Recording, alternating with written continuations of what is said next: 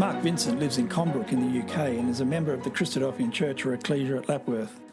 Mark is the editor of the Christadelphian Magazine and has just published a very timely publication entitled Digital Discipleship. The book jacket reads as follows: "We live in an era of unprecedented technology capability, but one which easily results in spiritual distraction. Digital discipleship offers a refreshing and positive roadmap for tracking the challenges technology can present as we strive to live out Bible in truth in the age of AI and infinite scroll. This book is an encouragement to engage with the digital world wisely and intentionally, but alert to the dangers, influences and distractions. Whether you are a digital native or still finding your way online, these pages aim to help resist some of the pressures and misdirection, increasing the joy of embodied faith and the power of a life rooted in God's unchanging word." The book is available from the Christadelphian Magazine, that's at thechristadelphian.com, the Christadelphian Scripture Study Service at www.cSSS.org.au, and the Christadelphian Books and Literature Organisation. It's available in both hard and soft copy. Yes, you can get a digital version. Mark joins us on Wilderness Conversations.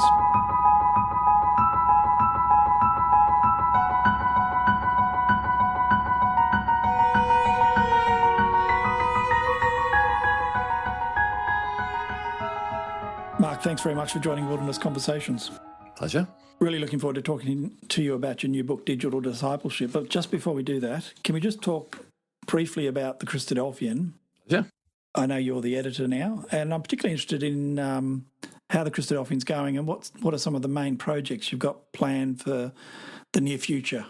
Yes, absolutely. So the magazine's been going for many years, since 1864 actually was the first issue, and we've published pretty much monthly ever since then, so 160 plus years.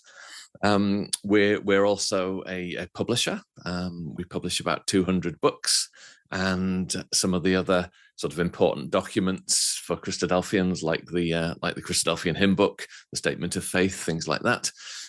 So there's a sort of an infrastructure provision, if you like, that helps certainly the English-speaking part of the community. I think we face some of the challenges that any print publisher has faced. If you look at the subscriptions to Time Magazine or Newsweek, right, they're down more in percentage terms than the Christadelphian Magazine is, but obviously off a rather larger base than we have. But the demographics of the community and the changing reading habits, the way people consume content, does make an impact. So people, it seems as though brothers and sisters, young and old, are still very happy to buy books, printed books. Printed books are much more popular than ebooks, but a printed magazine is a challenge. Yeah, you sell a lot more printed books than ebooks. Yeah, that's right. Ebooks are about 5% of book sales, something like that. Yeah, so that's never really something that's taken off. We do have something called the Digital Library, which is a subscription service, and people can read books in that. So I suppose that 5% figure doesn't capture that sort of more like streamed usage, if you like. Right. But certainly in terms of when people buy a book, yeah, they much prefer to have the physical thing. Still, even in 2026, which is as you say, is interesting. But I think particularly for younger generations, there is what's a magazine? Why would you have one of those? And so I think having us like to think that there's a lot of value in the content of what we produce in the magazine. There's a lot of variety of types of material in it, but it is definitely one of our objectives to try to make people more aware of that, and to get that content in front of people in the way in which it's actually convenient for them to receive it, rather than in the way that was convenient 50 years ago or whatever. So it's certainly beautifully presented these days compared to sort of just a black and white magazine that it was in the years gone by. Well, thank you. That's kind. And that's done out of Australia now. Oh, So Brother Mark Norris, who does all the layout and design, he's based moved out to Melbourne back in August last year with his wife and family. So right. So there's definitely an Australian connection now. But to your question about some of our big projects, we do actually have a big project that we're pretty much just on the verge of launching. Actually, it's a new mobile app and web app. It'll initially be a web app, and then God willing, in a few months' time, the mobile Android and iOS app will follow, and that'll actually replace that digital library product that I talked about. And the idea is that people can read the magazine in the app in a much more modern reading experience, but we'll also have all of our books, the back catalogue of the magazine, audio books, podcasts. Wilderness Conversations is going to be, you've kindly given your permission for us to feature Wilderness Conversations on there. And so we're hoping it'll be a really valuable resource for people, both, audio, there's music on there as well, both audio and reading. And hopefully over time, we'll be able to add a lot of other content and features to that as well. Because you'd have a huge amount of content available to you. It's just a question of how to make that available to people and searchable. That's exactly right. So I think the back catalogue of articles from the Christadelphian Magazine, that's probably about 43,000 articles, something like that. So that's pretty significant. And, some really outstanding stuff in there from all the strong writers of the past. But then we also have the archive of the Testimony magazine, the Bible Student magazine. Over time, hopefully, we hope we can get those on there as well. And of course, as you know, it's important to have a really strong search facility with that. So that's something that we're building. I think when it first comes out, it'll be iteration 1. It'll be better than the current digital library experience, but that is something we're definitely keen to develop, that search experience over time. And just how that's arisen relative to where we are in the development of AI and so forth. That's been quite fortunate, I think. So as we've ingested all that content, we have done embeddings or vectorized it. We've vectorized that content, as any techies who listen to the show know what that means. Which enables it to be searched through sort of modern AI techniques to help find the right content in a way that wasn't possible a few years ago. Oh, the possibilities are amazing, and we might even get to talk about AI a bit later, probably in a different context. But at the moment, the Christadelphian, the archive you got there now, you can search on a word and you'll get 20,000 hits or something, and you go, what am I going to do with that information? Whereas obviously with an AI front end with some sort of agent, you could ask it all sorts of interesting questions. That's right. I'm dying to ask it, tell me how John Thomas changed his view over time on this subject or something, or how did John Thomas and Robert Roberts disagree or agree, or just fascinating sort of questions, which you would either have to consume an enormous amount of content to try and get a feel for. But with an AI front end, I can imagine that would be extremely interesting. Yes, and that's something that we've known for a long time, that we created the original digital library, as I say, as it's called at the minute. We created that a few years ago when technology was in a different place to where it is now, and also with less resource than we've been blessed with to help with the new project. And we conceived it at that time of more like a digital version of a physical library, where you say, okay, I'd like to read September 1966, and you can open the volume, digitally open the volume there. But that ability to find particular, find the articles on Melchizedek, that have been written over the years, for example, that wasn't as smooth as we hope the new version will be. But it is the question that you raised about, AI, do we want a chatbot front end on this? That's quite an interesting sort of philosophical question. And the time may come where, the whole world just operates through chatbot interfaces that you have to do that. But I think initially my view is if the search can work really powerfully to actually surface the right content, so here are the major 3 Melchizedek articles, right, that have been written over the last 100 years or whatever, however many articles it may be, to actually make the search a powerful gateway to actually expose the content and then get people to read the content for themselves, rather than, there's that sort of reductionist thing where everything gets reduced to a little summary, and something of the beauty of the content and the, working through a logically argued and well-expressed argument can be lost in that. So I think at first it's like, can we help people to find the great content and encourage them to read it? Yeah, no, it sort of makes sense. Well, I'm really looking forward to that, and we must see if we can catch up when you're about to launch that and have a talk about that a bit more. Yeah, that'd be great. For now, though, I'd love to get into your latest book, which you've just published, Digital Discipleship. So very appropriate. And I did actually download the digital copy, you've been pleased to know. You're one of the 5%. Exactly. Somewhat ironically. Well, for me, it was actually a case of just getting it sooner than later. So that's one advantage of the digital world. So let's get into that. It's a great book and so timely. I think it's a fantastic initiative. Thank you. The introduction, interesting. You start with a fascinating verse from Daniel. Many shall run to and fro, and knowledge shall increase. It is a very interesting verse from Daniel, and I often think that if you had to characterise the world we live in, it would be the movement of people, and that you can use that either metaphorically, literally for holidays, but actually I think the most important thing is just the mobility of people and knowledge. It's a fascinating prediction of what the world's going to be like when in the latter days.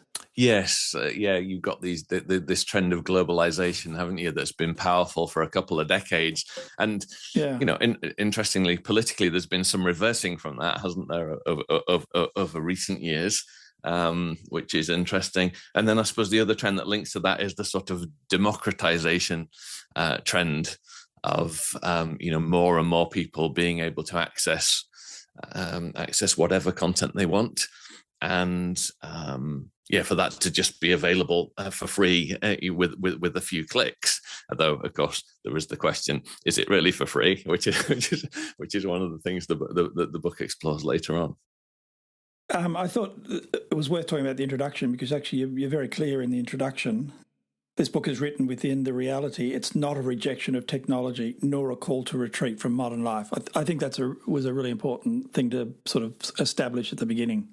Yes, and technology is unnerving, isn't it? I'm sure many of us can, those of us who've, when we first tried ChatGPT or when you first saw an iPhone or experienced an iPod and, really, I can have 1,000 songs in my pocket or whatever it was, and when the first machine came out that stamped widgets or whatever, there's been these various technological revolutions, haven't there, through history. And ultimately society, they restructure society or reconfigure society in various ways. And there are always upsides and downsides, but generally speaking, it's been possible to harness those technologies and use them for good or ill. And then that is the question, isn't it? Can you avoid the dangers?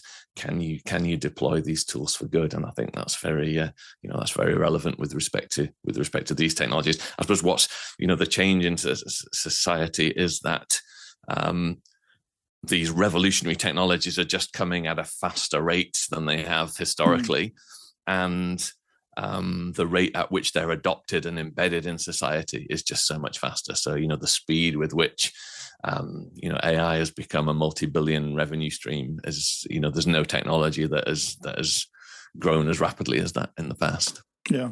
Perhaps just to give the listeners an idea of the scope of the document, it's in 6 parts. The first part is time and distraction, and so that's a section focused just to the amount of time we spend. Part 2 is the danger of ideas. So that's the philosophy we can end up adopting if we're not careful.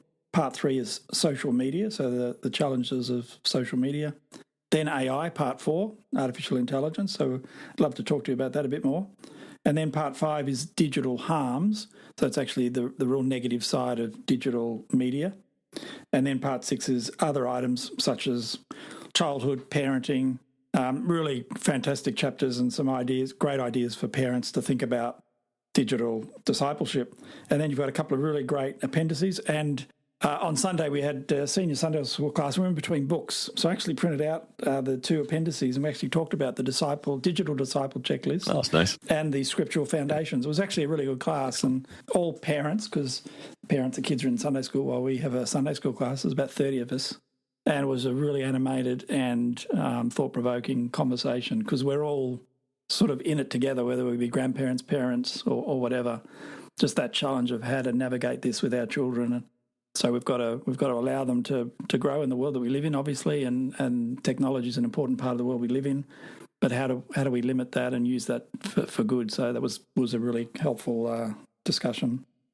So the first part is entitled Time and Distraction, and the first chapter is Assault on Our Minds.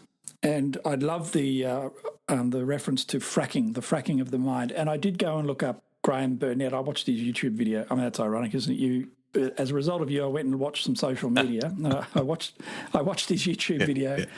And that was fascinating, wasn't it? Yeah, it is that bump. It's that sense of bombardment, really, and just like drowning in content. I did a book a few years ago called Life's Biggest Questions, and one of the little stats in that was that that was before all of this, all of the AI thing came, and the earlier days of social media, and already at that point, there was some stat about there's more information in a newspaper today than the person in the 18th century would come across in their entire lifetimes. And what's a newspaper nowadays? Just in your feed, you've got so much information coming at you. It comes at you passively just by, I just switch my phone on and there's all this stuff coming through, and that of itself can be bewildering. And then, of course, if I actively go onto an AI or a search or a YouTube and start searching for something, there's just this infinite amount of information, this world of infinite scroll. And it is exhausting, particularly for someone. My personality tends to be, I like to understand as much of a subject as I can. And of course, that is just completely impossible, isn't it? Assemble all the books on the subject and try and read as many of them. But you can never do that in this world because there's just this infinite amount of useful information, and of course all the not useful stuff that comes as well. And trying to remain sane and calm, and having a peaceful mind that actively makes its own choices rather than is just a passive victim of what's coming through notifications and feeds. It is so difficult to do that, and I do really think it is one of the challenges of the modern day. And just the overt goal of social media and the digital world we live in to grab our attention in whatever way is possible. Yes. And that is the fracking thing, isn't it? Which is about, you force these chemicals or water down the wells to extract the last bit of oil that that's really hard to extract. And it's like big tech is using every trick in the book, everything that it possibly knows. And anyone who produces content is doing that to say, watch me, look at this, look here, no, look here. And we tend, I think, automatically as human beings, we have this sort of magpie, tendency of oh, there's something shiny, and so your mind then is just jumping and jumping and jumping, and that's quite different from the peace of God which passes all understanding shall keep your hearts and minds. That feels very secure, principled, organized, calm. It's so different to what it feels like to look at a social media feed. And just the reality of our attention being commoditized. So basically your attention is being sought so that they can then sell your attention onto the highest bidder. Yes. It's just such a reality check. That's right. And that's an interesting take on, the Bible uses the metaphor of slavery to sin, obviously. Yeah. And we know what it's like to live that life and we actually don't like to be victims in that way. And when you realize that you are to some degree a victim of your own instincts and thoughts, and trying to break free of that, and by God's grace to escape the condemnation that comes with that, in a way, this attention slavery is another type of slavery potentially to this world, where I'm just being, I'm the victim, I'm being dictated to, and, dictated to by my own instincts to look at certain types of content, or to look for this, I know I've got a job to do, but, actually there's some gossip over here, that's really clickbaity, but I just want to click it and read that, whatever it is. And before you know it, 2 hours has gone by. Yeah, that's it, isn't it? Yeah. Well, having established that as one of the great challenges, Chapter 2 is entitled Developing the Mind, and you lean very heavily on Philippians in this chapter. Yes, it struck me that it's one of the themes of Philippians, isn't it? In every chapter, he talks about different aspects of the mind, and of course, the mind of Christ is what we're all, the transforming of the mind, and to make it conform more and more, as if we can through Scripture and meditation, to make it conform more to the mind of Christ. That's the name of the game. That's what we're trying to accomplish. We've got to, of course, create space for ourselves for those processes to take place. Yeah. I will at this point just say, I think it's beautifully written and it's very simple to read. It's not simplistic at all, but simple to read. So that's a great... Well, that's kind of you. Thank you. That's right. Yeah, there might be someone wondering whether it's not a technical book in that sense. It's very easy to read and very accessible, I would say. And in this chapter, for instance, you've got, I don't know how many steps, but you've got a few steps. Step number 1, develop the mind of Christ. Number 2, be like-minded and united with fellow believers. Step 3, have a mindset focused on serving others. Step 4, avoid earthly thinking and the lowest common denominator. Step 5, focus on spiritual qualities that please God. So really easy to follow, and just some short paragraphs of encouragement on how we can modify our behaviour. And that's probably one of the things that comes out of the book, I thought, this idea of being deliberate and sort of being conscious and deliberate about what we do with our time. Yeah, I think that is important. It is that passive versus active, isn't it? We can, that sort of stimulation that technology brings can sort of lead us towards entertain me. Like it's other people's job to entertain us, and we all know what it's like when our kids say to us, "I'm bored." Yeah. But sometimes we can be those kids, just looking for something else to stimulate us. It's like, no, God's given us free will and the ability to make good choices. So, I have to actually find it within myself to go and make them. And that sort of is a good segue into chapter 3, which is called the right sort of attention.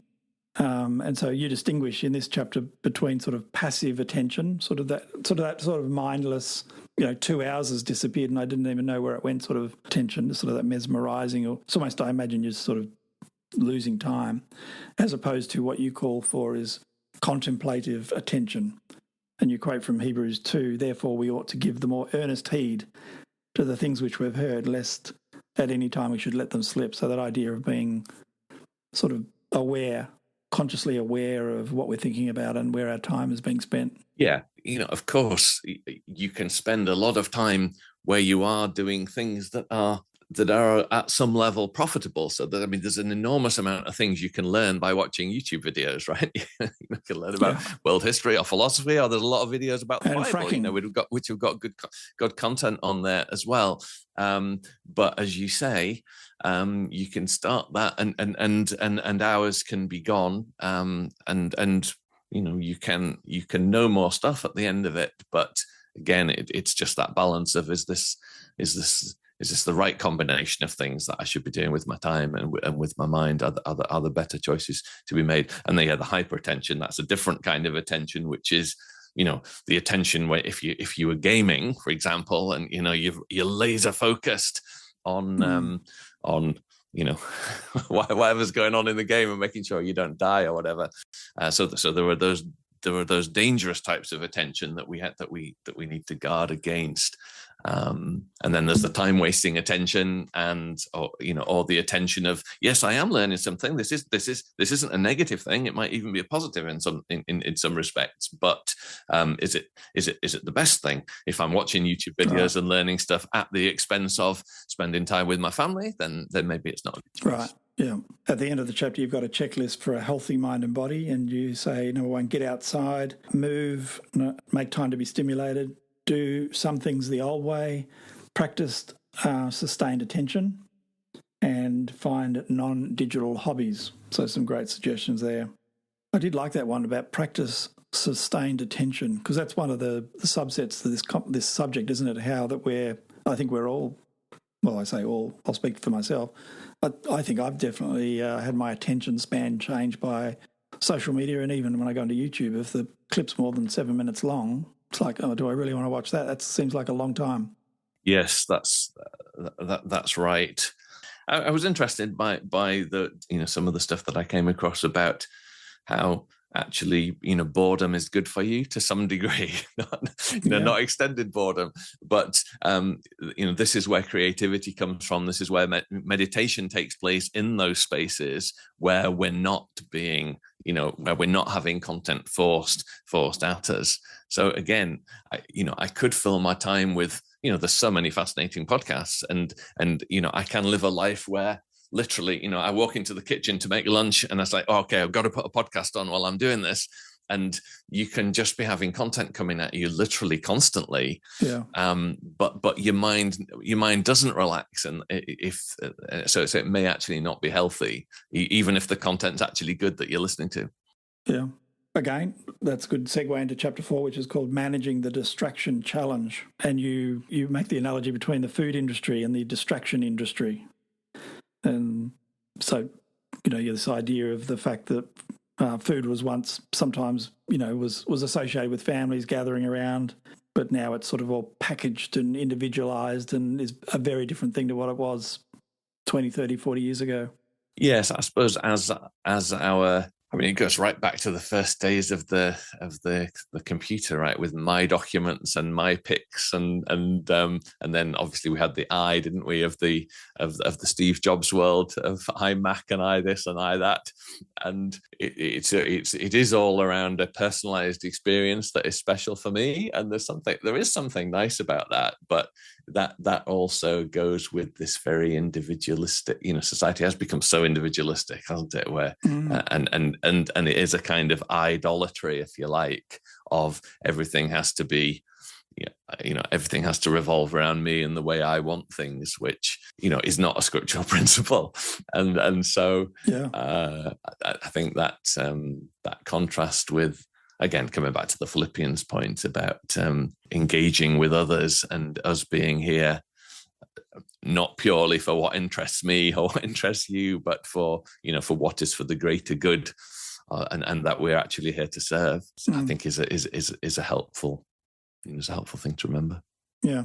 So that first part is sort of arguably sort of the general sort of statement around how we can waste time and things like that. The next part number 2, is entitled The Danger of Ideas. So now we move into an area where it's around the content that we are actually watching, and how we can be consuming philosophies and ideas that are counter to scriptural ideas, in many cases, even without sort of even knowing it. And so the first chapter is called The Prince of the Power of the Air. Tell us a little bit about that idea of the prince of the power of the air. Yeah, that's an intriguing phrase, isn't it? From Ephesians, and a little bit mysterious sounding. And really, it's the idea that it is the idea of influence, of cultural influence, political influence, educational influence. The world is not neutral. It has its beliefs and its ideologies that it's imparting, and it has structures through which it imparts those. And so it was this idea that in Greek thought there was the sort of the lower air and then the upper air. And I think Paul's probably alluding to that in the Ephesians passages and saying, so yeah, there are controlling powers around us. There was the power of the Roman Empire and how you were supposed to behave and how you were supposed to think as a person who was subject to the Roman Empire. But what Paul is saying is that actually those powers, that prince of the power of the lower air, the forces that seem to control us, that often we don't even recognize they're there because they're just all around us, like the air is all around us.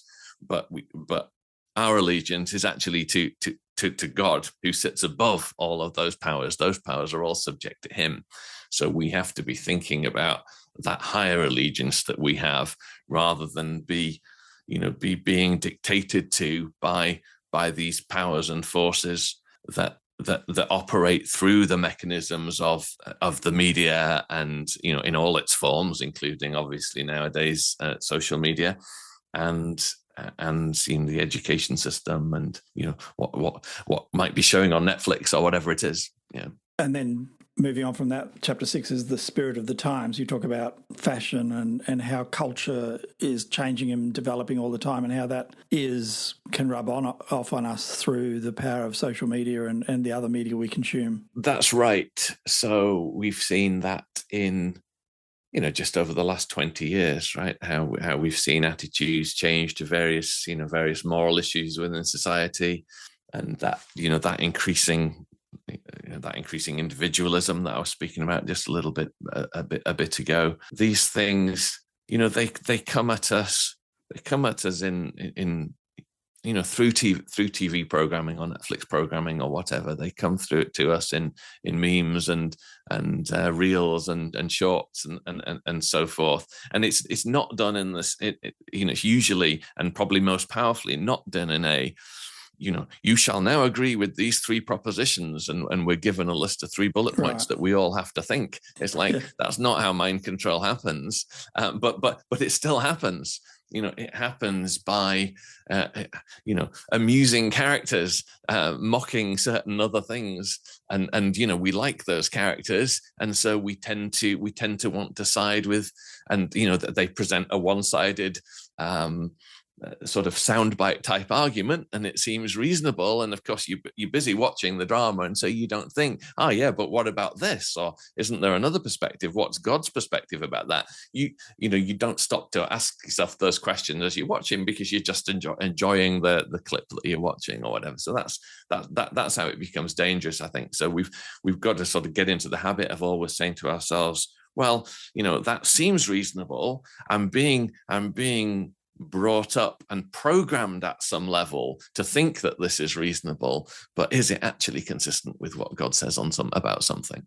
And you develop that thought even further in the next section called Under the Influence. And we won't go into it necessarily now, but you use the example of the sitcom Friends, and just the effect that's just that one sitcom has had on our culture, let alone the hundreds of others that get watched extensively. Yeah. And that was in a way a sort of an amusing example, because Friends was so big and it had its messaging, and yet now Friends is seen as a kind of slightly culturally embarrassing, because yes, that's right. like it's already outdated. Yeah, so we've moved on even since then. Yeah, in 5 years' time we'll moved on again in some other aspect, right? If the Lord hasn't returned. Yeah. And whatever seems cool and hip now will, not just in what people are wearing and the hairstyles and beard styles that they have, but, in terms of the views being expressed also. Chapter 8 is called the Digital Battlefield. And you actually start this with a psalm, which is Psalm 139, where David says, "O Lord, you have searched me and known me. You know me when I sit down, when I rise up. You discern my thoughts from afar, even before a word is on my tongue. Behold, O Lord, you know it altogether." And so here's David sort of reflecting on just how he is known of God. And so we have, the omniscience of God to contemplate. God knows what we're thinking about and what's getting our attention. Yeah, and the worrying thing there is, who or what knows you next most after God, and God and Jesus, and what I think you would like to say your spouse, probably if you're married, but that relationship that we have with our phones now is so, it's for many of us, it's so inextricably, that's like that where's my phone moment where you think you might have lost it. It can be such a disturbing moment for people, and obviously there's rational reasons why that's the case, because your bank details are on there, or all your contacts and everything. So like it's not illogical, but the way in which it knows, in a way, our every thought and our every search and everything we've watched is that's pretty scary, isn't it? And it is a sort of obviously a lesser omniscience than God's omniscience, but it's almost taking the role somehow that was only ever meant to be for God. Yeah, and you actually finish this, which is the end of this part number 2, but you actually finish it with some really encouraging words around the power of God's word the power of God's Spirit. If we will allow God to work in our lives, we can overcome this, and we can be a very different people to what we would be without God. That's it. And that's important, isn't it? To not become defeatist about this. Like, yes, these are big challenges. And, I feel for myself that this will be, this, to what extent am I managing technology appropriately in my own life? And is it under control, or, that will be an ongoing battle that will probably go on till the end of my life. Each of us have to manage that to some degree, but it's important to remember that whatever forces are there in the world, God is more powerful than those forces. And so if I can trust in him and lean into him in that sense, and, to the power of the wisdom of the scriptures, that is actually more powerful. I just need to give it space to do what it can do. And then that leads us on to part 3, which you entitle Social Media. So this is more about social media in itself, so quite specific on social media. Chapter 9 is entitled 400 Prophets, which I thought was a really interesting allusion to the King Ahab story. It's an occasion where a lying spirit was put in the mouth of 400 prophets. And it's an interesting analogy with social media. Yes, just all those views out there, and it's like pick a view, isn't it? There's if I want to believe something, I can go and right. I let the social media channel know that that's the view that I have. Pretty soon, all my content will be geared to supporting that view, and I'm in that echo chamber. And it's just so convenient, like it was convenient for King Ahab to have 400 yes men that whenever he wanted, talk about confirmation bias, whenever he wanted some confirmation bias, he just like wheel in the 400 prophets and they come and say, oh yes, absolutely, very wise, my lord. We can use our devices in a similar way if we want to do, and obviously that's not a wise thing to do. Yeah, so the social media section was in a way an easy section for me to write, because that's not my personal struggle. I don't really have social media. I've got a LinkedIn account, but I never really go on there. But clearly, it is a massive phenomenon in society, and so it is an interesting exercise to think through how it works and why and what it delivers for people, and what the potential dangers can be there. Yeah. I really like the little summaries you've got at the end of the chapters and little suggestions. And this one, you've got a checklist for who and what you follow, audit your feed, spot the crowd effect, beware of tribalism, check the source, courage test, and a profit filter. So there's a bit of a paragraph under the headings of each one of those. Really interesting little checklist for us to have a think about it ourselves, which is great. The next chapter is called The Age of Self. We've probably talked about that already to some extent, and that's that sort of how we can, choose our feed that just suits us, and we become just this sort of individualistic sort of, we almost create the person we want to be and then justify it with the social media choices we make. That's right. And there's a lot about the curation of an image, isn't there? How I present to the world, and getting the selfies just right and so forth. And that is obviously a real that brings all the peer pressure and the comparison effects that are so difficult, particularly for young women and sisters. On Sunday we had a teacher in our Sunday school class, and he was saying that he thinks about 50% of the issues that he has with kids, with parents and so on, are directly related to media. So that's sort of the extent of the issue. If you want to pursue a religion of self, then social media is, it's an ideal tool through which to pursue such a religion. But obviously, there's no salvation in that religion, right? And it's human nature, actually. And I imagine this is a part of God's deliberate design, that we are never satisfied with ourselves, and when there is someone who is satisfied with themselves, there's something ugly about that, right? We immediately recognize, that's not right.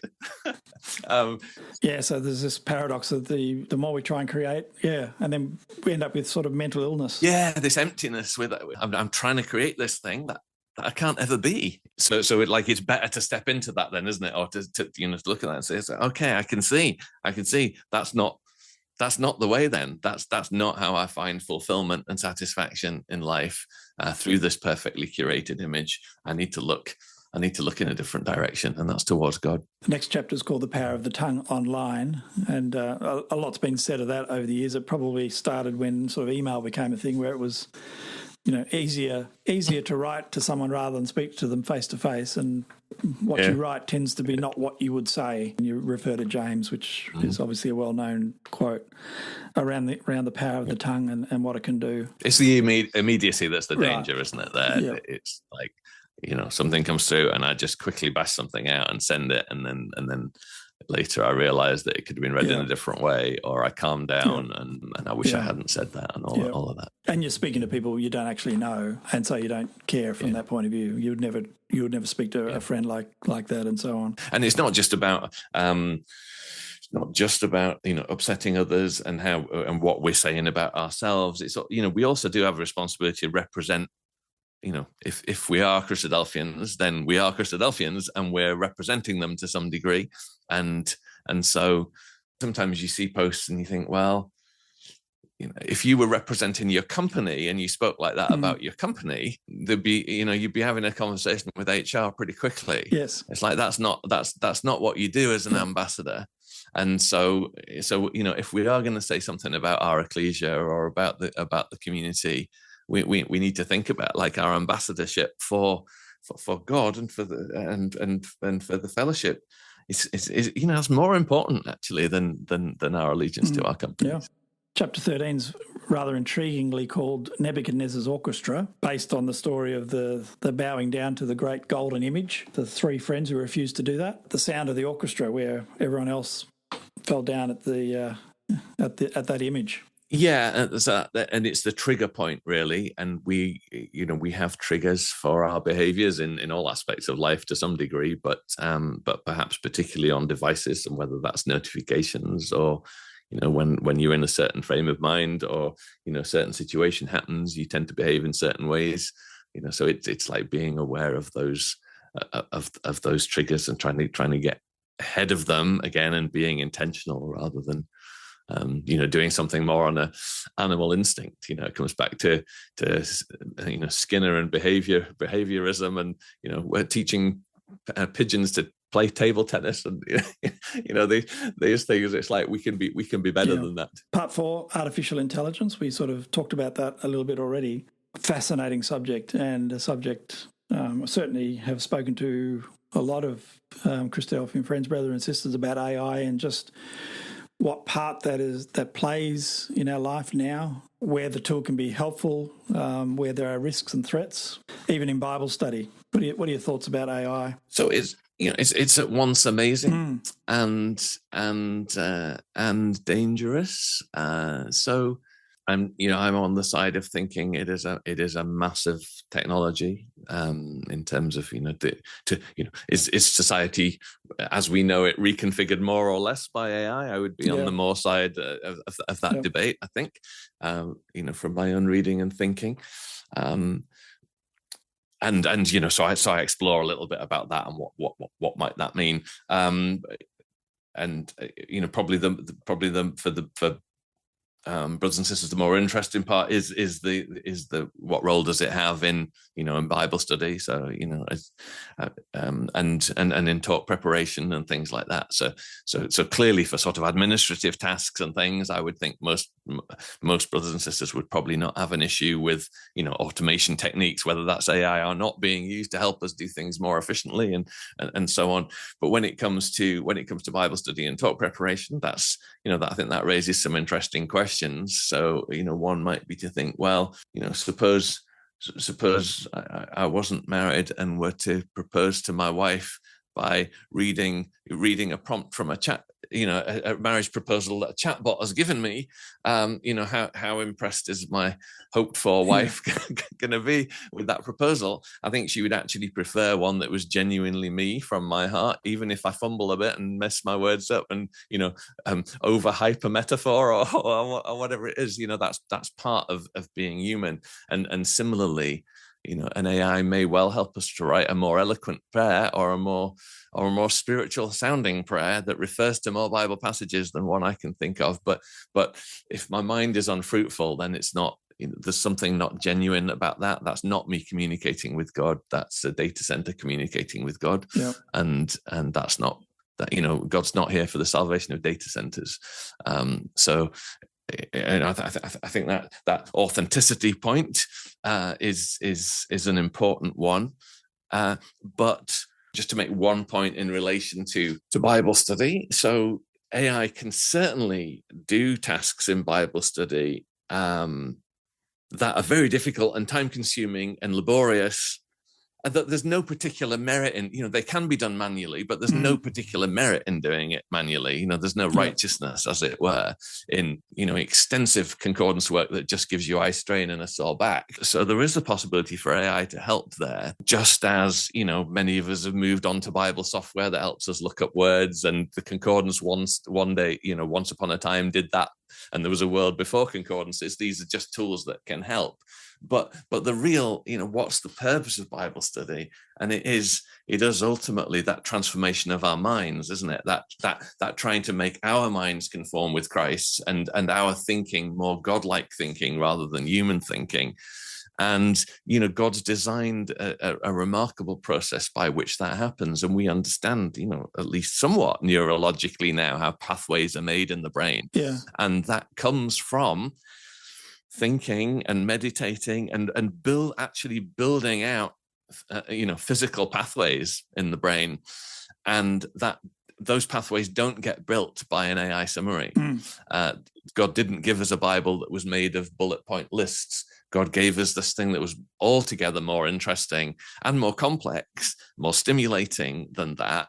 And his purpose with that is for us to engage with it through time. And then that wrestling, that meditation, that reflection, that engagement, it's that creates the reshaping, the forming of the mind. Just like if I watch a lot of harmful or bad content, my mind starts to be shaped that way. Similarly, if I spend my time with that scriptural reflection and meditation, my mind starts to be transformed in that way, and that helps me make better choices. So I don't want to do anything that puts that transformation process at risk, that renewing of the mind. That's one of the most precious things that God has given us, that possibility. So I do think there are, as I've said, there are ways in which AI can help with Bible study, or, I'm just trying to express this and I can't quite find the right words to express it. And then I might be able to get some help, at the edge, at the margins with some of that, or, structuring thoughts or whatever. Nevertheless, that core thing of reading the word of God and reflecting on it. Why does it say that? What does it mean? How does God want me to change as a result of this? That's absolutely crucial. And if we're outsourcing that or substituting that somehow with an AI, then we're shortchanging ourselves and we're shortchanging our brothers and sisters as well. So I think that's the real danger that we should be looking to avoid at all costs. You finish with a checklist, AI in the life of the disciple, and a number of bullet points with some text under it. Remember what AI is. It's a tool. It's not salvation. It's not magic. Use it with discernment, so fact check, etc. I guess that we didn't even talk about that, the dangers of just false information and hallucinations and things like that. But that's a whole nother story, I guess. Protect what is human, that is creativity, authenticity, our emotions, etc. Read before you do a search and an AI prompt. We did actually talk about that on Sunday.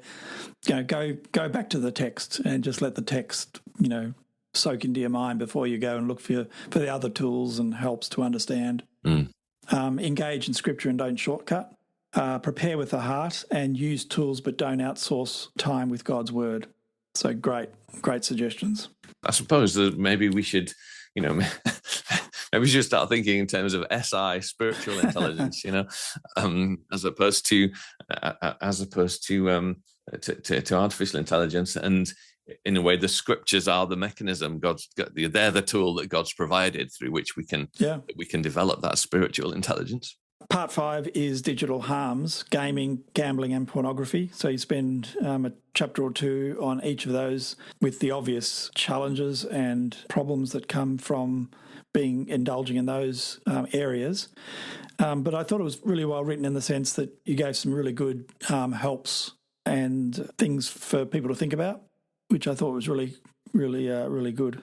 And then the final section, which we'll probably just move on to, which is sort of the final part, which is part 6. And you've just called that Other Matters, a bit of a collection of ideas, but probably the main one is...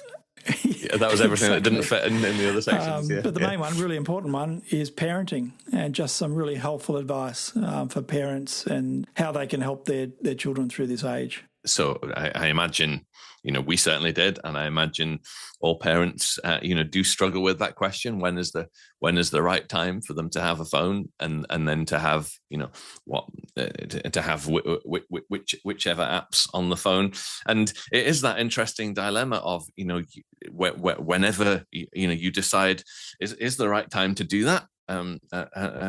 Prayerfully and scripturally considered. I think that's not for others to stipulate that to other parents. That's a decision for parents to make for themselves. It's good to have conversations about it and to learn from what other people have done and what they've learned from that. Certainly for me, I think it's helpful to think that, whatever the time my wife and I think is the right time for that, what effectively is happening is that you are giving, or you're providing your children with a device that they will, to a greater or lesser degree, become addicted to. Yeah. And that they will have to learn how to cope with that, because it is so addictive, and it's like growing up. Being an adolescent is hard enough, right? Yeah. Like it was hard enough for you and me when we didn't have any of that to worry about, and all of that about working out who I am and all the the temptations and the potentials that there are in this world. You're trying to manage all of that, get comfortable with yourself and so forth, and then you add on this other thing, which is in a way an amplifier of all of those challenges. It's a big ask for children, and that they need our sympathy and our understanding, and obviously our guidance as best we can provide it. And so I make that point not to say, not to include, therefore we shouldn't give them a phone, or not until you're 21 or something. That's not at all what I'm saying. But to understand what a big deal it will be, and what that we're asking something very substantial of them in terms of them learning how to manage it appropriately, and for it to be a servant in their lives and not a master of them. It was really helpful on Sunday when we spoke about it as a group of parents, and my kids are older now, so it's not me so much. I was kind of just really facilitating it, but just to have a group of brethren and sisters, all who have children Sunday school age, from very young to sort of young teenagers, all chatting about what they do, and there almost becomes sort of a very loose consensus that if we all have this sort of approach, and we're all doing it together, and so all the kids are have got there's the same sort of philosophy around care around this stuff, then that's really helpful in our ecclesia. It was actually a really good conversation. Yeah, I think that is helpful, because it's difficult for the child who, if all the other kids in a group are allowed to behave in a certain way, and their child is the odd one out, it just makes it more challenging, doesn't it? I'm really glad you finished with chapter 26, Technology for Good, because you sort of do the right thing and really say, well, having said all of this, there's amazing things happening. The use of technology and social media is able to give us so much: Bible study and learning, service, ecclesial life, preaching, witnessing, and so on. And despite all the challenges of the digital world we live in, there's some great benefits as well. Yes, absolutely. And I'm sure many of us have experienced that in our working lives or in education. But in terms of things it can help us with for preparing materials and bureaucratic tasks, admin, things like that, and the ability of reach through social media and preaching. Those things, I think, we've obviously individual ecclesias have begun exploring those things, and we've had various initiatives, but I'm sure there's plenty more that can be done in those spaces, or translation of materials into other languages. That's now becoming, the automated standard of that with AI is obviously so much higher than we would ever have thought it would have been only a few years ago. So, then just to bring it full circle back, I mentioned we're building this new app and so forth at the beginning. You can just build that from day one with multi-language support, and you can have all your menus in Farsi if you want, right. Or whatever language it is. Converting the content, the written content, that's another issue again. But as credits and tokens become cheaper, and the algorithms get better, that's that. Having that done automatically is going to be, more and more realistic. Let's say. Well, there's many ways we could finish this. One of the verses that I noticed on the last page, I think, is seek first the kingdom of God from Matthew 6, and then you also quote from Ephesians 5, walk circumspectly, not as fools, but as wise, redeeming the time, because the days are evil. There probably couldn't be a more adequate quote to finish on. Thanks very much for joining Wilderness Conversations, Mark. My pleasure. Thanks for having me on. It's been fun.